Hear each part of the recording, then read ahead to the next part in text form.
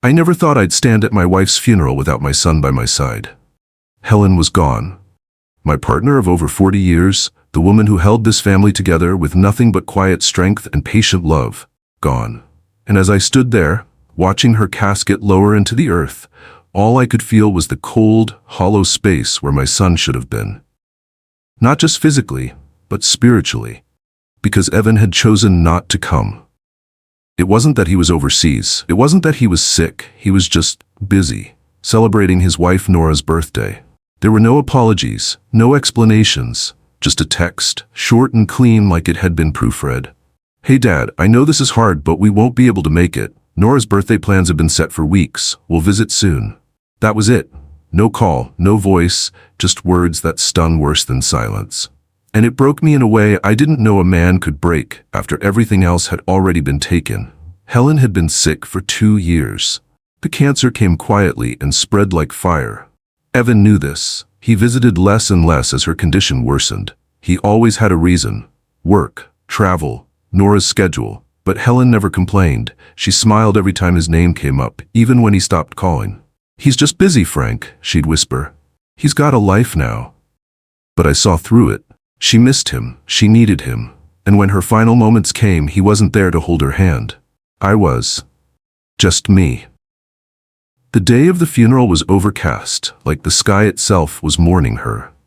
I remember standing at the podium, clutching a copy of the eulogy I'd written the night before with trembling hands. I'd practiced it 3 times in front of the mirror, but when I looked out at the chairs and saw that empty row where my son and his wife should have been, my voice cracked. People looked down. A few whispered. One of Helen's cousins even shook her head. I held my breath, steadied my voice, and said goodbye to the love of my life without my son's support. And that absence, that decision, became the start of something irreversible between us. After the service, people came up one by one. They hugged me. They offered kind words. They cried. I nodded, thanked them, smiled politely. But inside, something had shifted. Something permanent. I wasn't just grieving Helen. I was grieving the relationship I thought I had with my son. Because no birthday, no dinner party, no spa retreat should come before your mother's funeral. I don't care how young you are. I don't care how busy your wife is. There are moments in life that define you. That was one of them. I remember driving home alone that evening. The house was too quiet. Her robe was still hanging on the bathroom door. Her slippers still by the bed. I sat on the edge of the mattress, looked around, and realized I was in a home full of echoes. Not just of her voice, but of everything we'd built together. Family dinners, holidays, laughter, even the fights. All of it felt like a movie I wasn't allowed to pause. And Evan wasn't part of that reel anymore. At least not in the way I remembered. That night, I didn't sleep. I sat in the living room holding an old photo of Helen and Evan at his 5th grade graduation. She was so proud of him. He had her eyes. But something had changed in him. Maybe it was Nora. Maybe it was the money. Maybe it was ambition. Or maybe it was just plain selfishness. I didn't know, and I didn't want to guess anymore. All I knew was this. Something inside me had hardened. People talk about grief like it's just sadness. But grief can be anger. Grief can be clarity. And as I sat in that chair with the house dark and the silence louder than ever, I realized I wasn't just mourning Helen. I was mourning the illusion of the son I thought I had. And that realization, more than anything else, was what truly broke me. I couldn't stop looking at that chair. 2nd row from the front, aisle side. The one I'd reserved for Evan without even thinking twice. I asked the funeral director to place a reserved sign on it, just in case he made it at the last minute. I knew deep down he wouldn't come, but a part of me still hoped. Foolish, maybe. But hope doesn't always listen to logic. Sometimes it lingers, even when your gut is screaming the truth. As people filled the church, I found myself glancing at the door every few seconds. Each time it opened, my heart caught in my throat. A shadow would stretch across the carpet, and I'd think, there he is. But it was always someone else. An old friend of Helen's, a neighbor, one of her colleagues from the school board, never Evan. And the longer I waited, the heavier the room felt. It wasn't just grief anymore. It was shame, humiliation. That chair, empty and staring, became a symbol of everything that had gone wrong between us. You see, funerals don't just bury the dead. They unearth the truth. The people who show up, the ones who stand beside you when you're crumbling, those are the ones who matter. And Evan, well, he'd made his choice loud and clear. He picked balloons over a black tie, candles over condolences, champagne over silence. He chose a birthday party over his mother's final goodbye. And no matter how many excuses he gave me later, that choice would remain etched into the walls of that church forever. After the service, I stayed behind. Most people had left, heading to the small gathering I'd arranged at the house. But I needed a moment alone. I walked back into the main hall and stood beside that chair. I stared at it like it had betrayed me.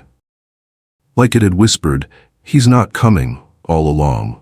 I sat down in it, just to feel what he would have seen, just to imagine how different it might have felt if he'd been there.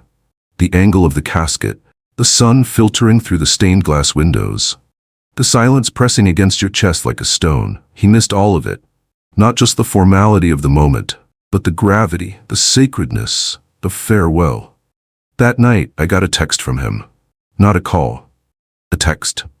"Hey Dad, hope everything went okay today. We're just wrapping up dinner now. Nora loved her surprise. Let me know if you need anything. Let me know if I need anything." The words sat on my screen like thorns. I didn't reply. What could I say? Yes, Evan, I need my son to be someone else entirely? No. I just locked my phone, turned it over, and poured myself a glass of the scotch Helen had bought me last Christmas.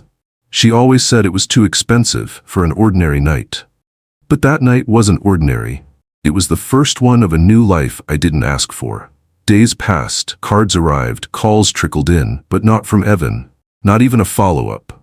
It was like he thought his text was enough, like he'd checked a box labeled Dad, and moved on with his life. I started to ask myself hard questions. Had I failed him as a father? Had I raised a man so emotionally disconnected that he could justify skipping his own mother's funeral? Or had he always been this way, and I was just too blind to see it? Helen used to tell me, "You love too hard, Frank." She meant it as a compliment. But maybe she was right. Maybe I gave Evan too much and demanded too little. Maybe I excused the warning signs, his short temper, his self-centeredness, his need to always be right. I thought time would mature him. I thought marriage would humble him. But Nora only seemed to amplify the worst in him. She was charming in public and cold in private. A woman who knew how to manipulate guilt like an artist wields a brush. And Evan? He was her greatest masterpiece. As the house emptied of mourners and the fridge filled with untouched casseroles, I sat at the kitchen table and stared at that chair again. Not the one from the church, but its twin here, opposite mine, where Evan used to sit every Sunday. That seat, too, was empty. But this time, I wasn't waiting for him. I was starting to understand that some absences aren't accidents. They're choices. And once you see that clearly, the illusion begins to shatter. 3 days after the funeral, I saw the photos. I wasn't looking for them. I don't torture myself like that. But the internet has a way of slapping you in the face when you least expect it. One of Nora's friends had posted them publicly. "What a magical birthday weekend for our glowing girl," the caption said. There was Evan, my son, in a sleek blazer, raising a glass of champagne. Behind him, Nora smiled like royalty in a designer dress, balloons floating above her like she had conquered something. They looked radiant, effortlessly happy. Not a single trace of loss in either of their eyes. I stared at the screen for a long time. My hand didn't tremble. My breath didn't catch. No, something deeper happened. Something colder. It wasn't sadness anymore. It was a kind of numb fury, quiet and focused. The kind that doesn't shout or slam doors. The kind that changes a man. They'd spent the weekend in a mountain resort. Candlelit dinners, couple massages, private hot tub. There was a video of Nora blowing out candles on a 3-tiered cake while Evan kissed her cheek and everyone clapped. And all I could think was, Helen died 3 days before that. Her body hadn't even cooled when they checked into that luxury lodge. My wife's life had ended, and my son had chosen to celebrate someone else's. Not just any someone, Nora, the woman who had slowly chipped away at his connection to us for years. I remembered the early days when Evan first brought her home. Helen had tried so hard to welcome her. She cooked, she asked questions, she offered family heirlooms. Nora smiled politely but never gave anything back. She was always distracted, always not feeling well, or had an early morning. Evan would make excuses for her every time. She's just shy, she's overwhelmed, she's trying her best. But Helen and I knew she wasn't overwhelmed. She was calculating. Nora didn't want a family. She wanted control, and she got it. Over time, Evan stopped showing up to birthdays, then Christmas, then anniversaries. Eventually, even phone calls became rare. Everything had to be scheduled through Nora. It was like trying to speak to my son through a closed door. And the worst part? He seemed okay with it. He let her build the walls, and he stayed behind them. Now, looking at those birthday photos, I saw it clearly. This wasn't just a scheduling conflict. This wasn't bad timing. It was a statement. They weren't sorry they missed the funeral. They weren't mourning at all. They were living their best life, unbothered by the woman who had once tucked Evan in every night, who had sacrificed everything to give him a stable, loving home. That night, I couldn't sleep again. I sat in Helen's old reading chair, the one with the frayed armrest she never let me replace. I stared out the window, the glow from the street lamp casting long shadows across the room. I kept replaying the moment I found out Evan wasn't coming. How I'd called him the day before the funeral, voice shaking, giving him one last chance to do the right thing. "Evan," I'd said, "your mother would want you here." And all he said was, "Dad, I get it, but this is important to Nora. She's had this weekend planned for months." Important to Nora. That's what he said. Like Helen's death was just an unfortunate overlap on the calendar. I didn't argue. I just hung up. Because what could I say that would change anything? A man's priorities are a mirror of his soul. And my son's reflection in that moment looked nothing like the boy Helen and I raised. I thought about calling him again. I thought about writing a long message, telling him what he missed, what it meant. But I didn't. Something inside me refused to explain myself to someone who didn't deserve the explanation. If he couldn't feel the weight of his absence, no amount of words would fix it. And yet, despite everything, a small part of me kept wondering, was there still a version of Evan buried under all that selfishness? Had Nora twisted him so completely? Or had he always had this darkness in him, and she just gave him permission to let it out? I didn't have the answers. But I did have one truth I could no longer ignore. The son I thought I had was gone. Maybe not dead like Helen, but just as absent. And from that moment on, I stopped expecting anything from him. Not remorse, not understanding, not love. He had chosen a birthday instead of a burial. That decision was loud. And I heard it. Loud and clear. Helen had a softness that made forgiveness seem easy. It wasn't that she was weak, far from it. She just had this quiet strength that let her see people's pain even when they tried to hide it. She'd look at Evan, even in his worst moments, and say, "He's struggling. He'll come around." She said it when he missed our anniversary dinner. She said it when he yelled at her on Christmas Eve over something as stupid as a late gift delivery. She said it even when he forgot her birthday and sent a text a day late. Helen never held a grudge. She just hoped better of people. Especially Evan. If she were here now, she'd sit me down and say, "Frank, don't let this break you. He's still your son." She'd pour me a cup of tea and put her hand on mine like she always did, steady and warm, and try to soothe the fire burning in my chest. But she wasn't here. She wasn't anywhere anymore. And the hole she left behind had been filled with silence and disappointment. I kept asking myself if I was being too hard. Maybe he thought it would hurt too much to see her like that. Lying in the casket? Maybe he just didn't know how to face grief. But every time I tried to find grace for him, those birthday photos would flash through my mind. The laughter, the champagne, the party games, not a single flicker of sorrow in his eyes, not even the decency to hide the celebration out of respect. And I'd remember again why Helen and I were different. She saw hope in people. I saw patterns. And Evan's pattern was clear. He always chose comfort over conscience. I thought about the days when Helen was still fighting, the chemo, the weight loss, the sleepless nights. Evan barely visited.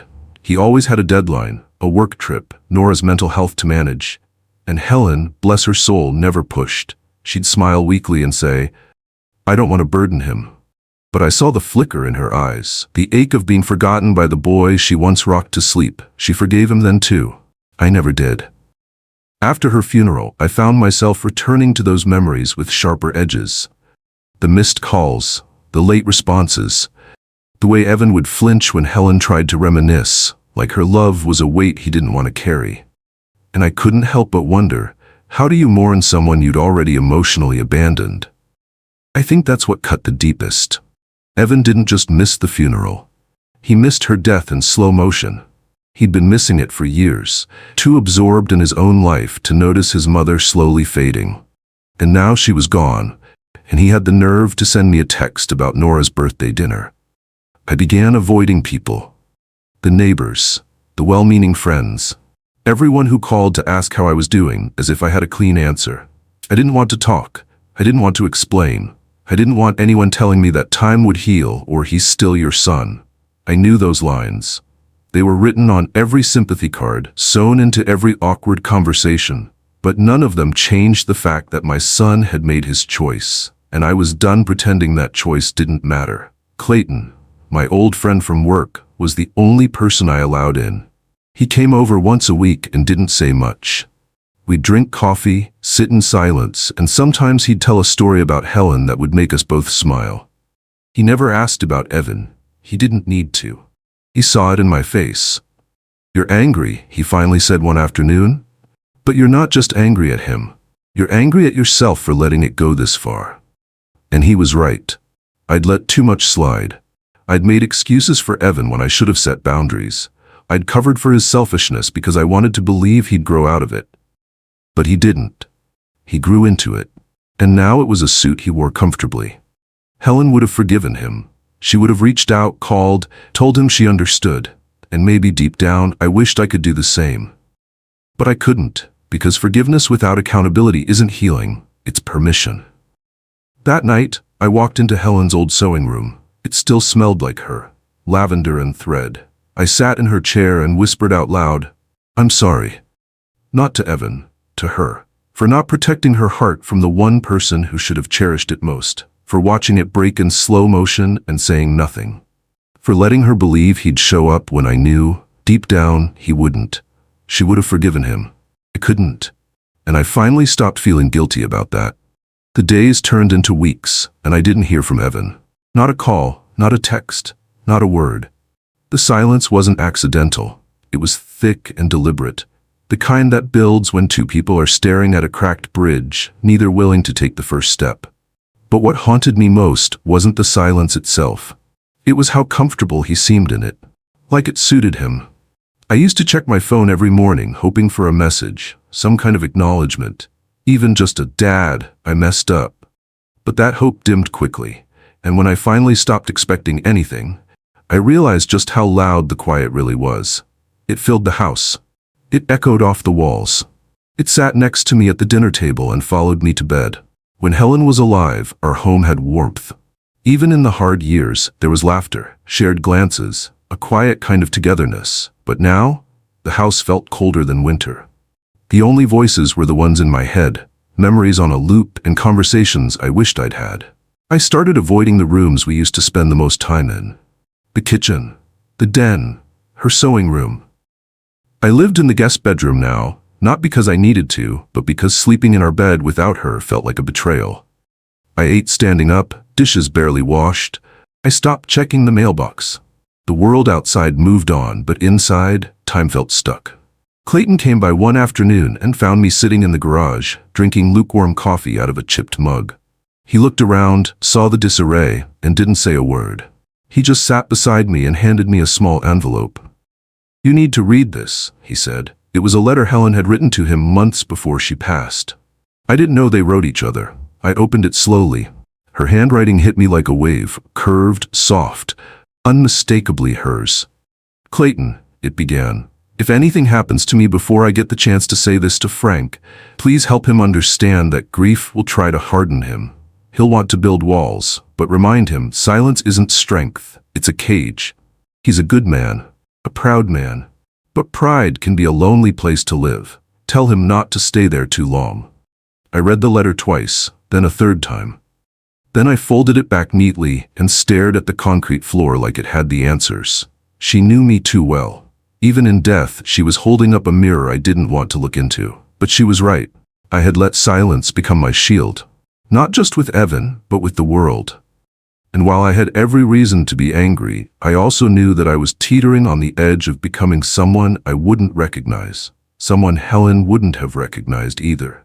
Still, the silence between Evan and me kept growing. It was no longer just a pause, it was a statement, a declaration that neither of us wanted to back down. I could have called him, I suppose. Could have extended the olive branch Helen would have offered. But every time I thought about it, that same feeling returned. Not fear, not sadness, just emptiness. Like whatever tether once connected us had quietly snapped, and now we were just two strangers who used to share a name. Then came the voicemail. It was late, nearly midnight. I was in bed, eyes open in the dark, when the phone buzzed. I didn't answer. But after the beep I heard his voice. "Dad," he said, "I know we haven't talked. I don't even know what to say. I miss Mom, and I miss you. I know I've been selfish. I know I let you down, but can we talk?" I didn't play the rest. I deleted it, not because I didn't care, but because it felt too little, too late. Like he'd only called because he couldn't carry the silence anymore. Not because he truly wanted to repair anything. And I wasn't ready to be someone's guilt relief. Not after everything. The next morning, I found myself standing in the backyard, staring at Helen's rose garden. She used to prune it every Sunday.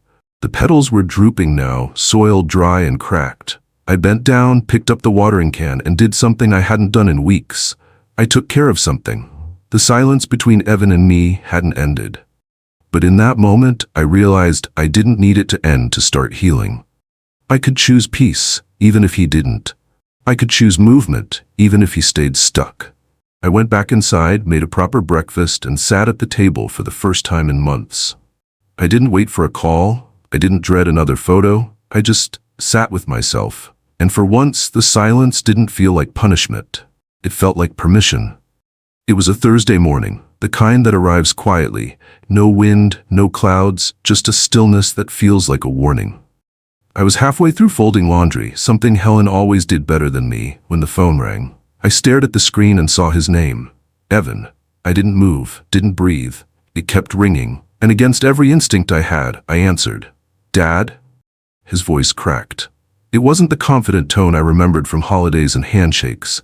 It was brittle, hesitant, like he wasn't sure he deserved to be heard. I didn't respond right away. I let the silence do the talking. He cleared his throat. I know I'm probably the last person you want to hear from, but I need to talk to you." I still said nothing. Not out of spite, but because I didn't trust my own voice. The hurt was lodged too deep. Finally, I gave him 2 words. "I'm listening." He let out a breath. I could almost picture him pacing in some kitchen I'd never been invited to. I've been thinking a lot since Mom, since the funeral, or, well, since I didn't show up. His honesty stung, but I stayed quiet. He continued. "I don't know what's wrong with me, Dad. I knew it was wrong. I knew I should have been there. But every time I thought about going, something just froze me." There was a pause. Nora didn't understand. She tried, I think. But that morning, she had this whole thing planned, and I didn't stop her. I just let it happen. And then when I realized what I'd done, it felt too late to undo it. That was the thing. He let it happen. That wasn't freezing. That was choosing. "I've listened to that voicemail I left you a dozen times," he said quietly. "I shouldn't have asked for anything. I should have just said I was sorry." Still, I didn't let him off the hook. "Why now?" I asked. "Why this call?" He hesitated. "Because I need to see you, in person." There it was, the request. I could feel it coming the moment I picked up. That shift from guilt to need. It always came eventually. I asked, "What do you need, Evan?" He stammered. "It's not money. I swear it's not money. I want to talk. Face to face. I know I don't deserve forgiveness, but I need to at least try." I closed my eyes. Part of me wanted to hang up. Another part of me, Helen's voice maybe, told me to listen. Not to rescue him. Not to reward him. Just to hear the whole of what he had to say before deciding who I was going to be in this chapter of our story. "I'll give you 1 hour," I said. "At the park near your mother's rose garden memorial. Tomorrow, noon." His breath hitched. "You still visit it?" "Every week," I replied. "Okay, I'll be there," he said, almost like a promise. We hung up. The next 24 hours were a storm in my chest. I kept replaying every moment, his absence at the funeral, the voicemail, the silence. I wondered what this meeting would really be. An apology? A peace offering, or another manipulation? Clayton came by that evening. I told him about the call. "Do you want him to be sorry?" he asked. I shook my head. "I want him to understand." "Same thing," he said, "just don't expect both." The next day came too fast. I arrived at the park early, sat on the same bench Helen and I used to sit on every Sunday morning. The plaque was still there, nestled under the rosebush. In loving memory of Helen Ward, she chose love, even when it hurt. At exactly noon, Evan arrived. He looked older than I remembered, tired in a way youth shouldn't be. He walked slowly, hands buried in his coat pockets, like he wasn't sure if he should approach. But he did. "Hi, Dad." I gave a nod. "Sit." He did, and for a minute neither of us spoke. We just stared at the roses. He broke the silence. "I brought these." He held out a small bouquet, from Mom's favorite flower shop. I took them, placed them gently at the foot of the memorial, and returned to my seat. "What do you want to say, Evan?" His eyes watered. I was a coward. I chose the easy road over and over, and I didn't even realize how deep the damage was until she was gone. And then it was too late to fix anything. He looked at me, searching for a crack in my resolve. "I miss her, and I miss you, but I don't expect anything from you. I needed you to hear that." I studied him. He didn't seem rehearsed. He didn't ask for anything. Not yet. "Why now?" I asked again. He swallowed. "Because Nora and I are expecting, and I keep thinking about what kind of father I'll be, and I don't want to be a man who runs from the hard things." And there it was, honesty. Vulnerable and imperfect. I looked back at the plaque. Helen would have smiled at that. I didn't forgive him. Not then, maybe not ever. But I didn't walk away either. We sat there until the sun began to fade, two men with too much between them. But for the first time in years, we shared the same silence. And it didn't hurt to sit in it. A week passed after that strange encounter in the park. I didn't call Evan, and he didn't call me. The silence between us wasn't bitter anymore. It was uncertain. Like two people circling the edges of something fragile, wondering who'd be the first to step wrong. Then, one afternoon, my phone rang again. "Evan." No hesitation this time, I answered. "Dad," he began, voice steadier than before. "I have something to ask, and I really need you to hear me out." I didn't speak. Not yet. Just let the silence stretch. I'd learned that silence had weight, and if you let it hang long enough, people showed you who they really were. "I'm applying for a leadership role at the hospital," he said. "Head of community outreach. It's a big deal. And part of the application process is a personal character reference from someone who knows me, family, someone who can speak to who I am." He paused, then added, "And I was hoping that person could be you." I blinked. "You want me to vouch for your character?" The words tasted foreign in my mouth. "After everything?" His voice softened. "I know I don't deserve it, and I'm not asking you to pretend I've been a perfect son. I'm just asking you to be honest. Say that I've made mistakes. Say I'm trying to be better, that I'm not proud of who I was, but I'm working on it." I walked to the window and stared out at the yard. The garden Helen once loved was overgrown now, wildflowers choking the brick border, weeds curling toward the porch. "Why now?" I asked. "Because I've realized," he said, "that I've wasted time chasing the wrong things. Appearances, accomplishments. Nora and I got caught up in the noise. I thought being present meant showing up for celebrations, but I missed the only moment that mattered. And I see that now." I let that settle before I spoke. "You're asking a lot, Evan." "I know," he replied, "but this isn't just about the job. It's about who I want to become. I don't want to raise my child to be like the man I was. I want them to grow up seeing a father who faced his guilt head-on, who didn't hide behind excuses." I exhaled through my nose and rubbed my temple. "Send me the contact details," I said. "I'll think about it." After he hung up, I didn't move from my seat. I stared at the letter Helen had written to me before she passed. A farewell note filled with love, but also one line I never forgot. "Promise me you'll never stop telling the truth, even when it hurts." That night, I sat at my desk with a blank sheet of paper. Not a single word came for a while. Then, slowly, I started writing. Not a perfect letter, not a glowing recommendation, an honest one. I told them Evan had disappointed me more deeply than anyone in my life. That his absence at his mother's funeral was a wound I still carried. But I also wrote that regret had changed him. That the man who came to see me in the park was not the same one who had once turned away. I told them he was trying, not to erase the past, but to carry it with integrity. When I sealed the letter and mailed it, I didn't feel peace.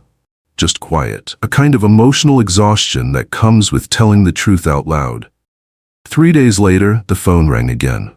"Dad," Evan said, breathless. They said it was the most heartfelt reference they'd ever received. I got the job. I didn't congratulate him. I didn't rush to forgive. I asked, "What are you going to do with this opportunity?" His answer came without hesitation. "I'm going to show my child what accountability looks like. I'm going to be someone they're proud of. I'm going to earn back what I lost. I want to live in a way that wouldn't shame Mom's memory." That word, Mom, landed like thunder between us. He said it like it still meant something, like she was still listening. "You've still got work to do," I said. "A lot of it." "I know," he replied. "But this was a start, and I meant what I said. I'm not asking for a reset. I'm asking for a chance to rebuild." I paused, then finally said, "Then don't waste it." For the first time in a long time, I didn't hear a boy on the other end of the line. I heard a man, and that gave me something I didn't expect. Not closure, but maybe the beginning of healing. I didn't know Nora was pregnant until months after Helen's funeral. Evan had kept it quiet, perhaps out of shame or fear, or maybe because he didn't think I deserved to know. When he finally told me, it was in a short text, no photos, no phone call, just a few words that hit harder than he probably imagined.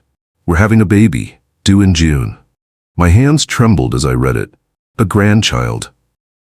Helen had always dreamed of becoming a grandmother. She used to say it with that spark in her eye, teasing me about what kind of grandfather I'd be, strict, silly, or somewhere in between.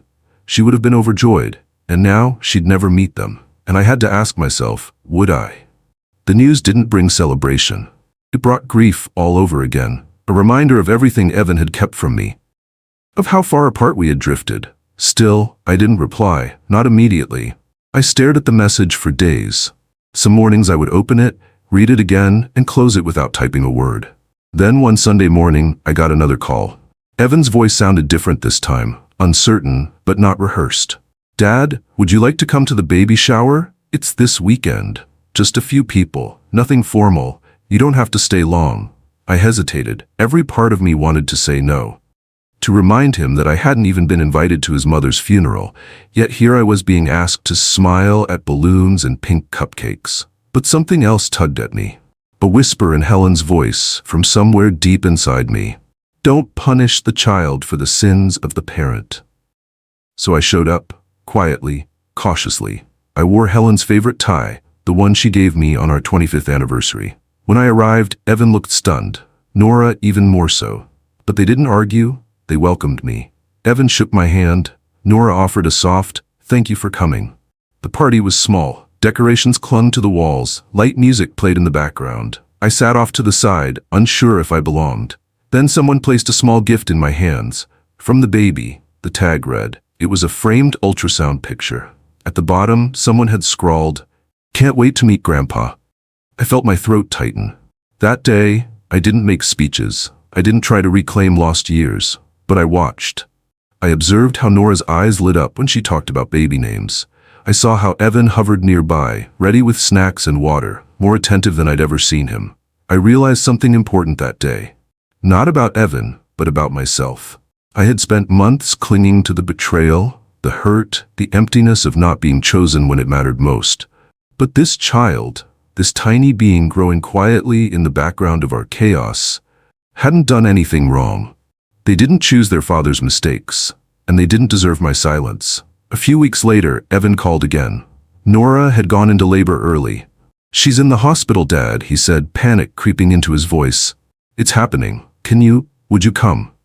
And just like that, I was in the car, tie in my coat pocket, driving through the rain. The hospital room was lit in soft white light. Nora was pale but strong. Evan stood at her side, nervous but present. I waited in the hallway, hands clenched together, until I heard the cry. A sharp, piercing, beautiful sound that cut through every layer of bitterness I had wrapped myself in. Then Evan stepped out. His eyes were red. He didn't say a word, just held out the baby in his arms. "Her name is Helen," he whispered. That name undid me. I didn't cry at the funeral. I didn't cry when I packed her things. I didn't cry when Evan told me she was having a baby, but I cried then, in that sterile hallway, holding a child who bore the name of the woman who made me whole. "She's perfect," I whispered back. My hands were shaking, but my heart was still. For the first time in a long time, I felt like I was part of something again. Not because everything had been forgiven, not because the pain had vanished, but because this child, Helen Ward, deserved a family that didn't flinch at the past. A family that tried, even when trying was hard. The day after baby Helen was born, Evan called again. This time his voice carried something new, something I hadn't heard in him since he was a teenager. Humility. "Dad," he said softly, "Nora and we were wondering if you'd like to come by the house next week. Just us, no crowd, just family." I paused. Not because I needed to think, but because I wanted him to feel the weight of the offer. He wasn't just asking me over. He was asking if we could start fresh. But I knew something he didn't. I'd already made up my mind. And it wasn't about him. It was about her. Little Helen. I arrived the following Sunday, holding a small stuffed bear and a tin of Helen's favorite cookies, the kind her grandmother used to bake, double chocolate chip with a dash of sea salt. Nora answered the door. Her eyes looked tired but sincere. "Thank you for coming," she said, as if she still couldn't believe I did. Evan stood behind her, awkward in his own home. It was strange being back in their living room. Everything looked polished, curated, like a life ready for display. Yet something about it felt softer now, less performance, more presence. Nora took the baby from her bassinet and held her out to me. "Would you like to hold her?" she asked. I nodded. And for the first time, I cradled the child who had unknowingly saved us from total collapse. She blinked up at me with new eyes, unaware of the pain that had preceded her existence, unburdened by old grudges or past betrayals. We sat around the kitchen table after that. Small talk.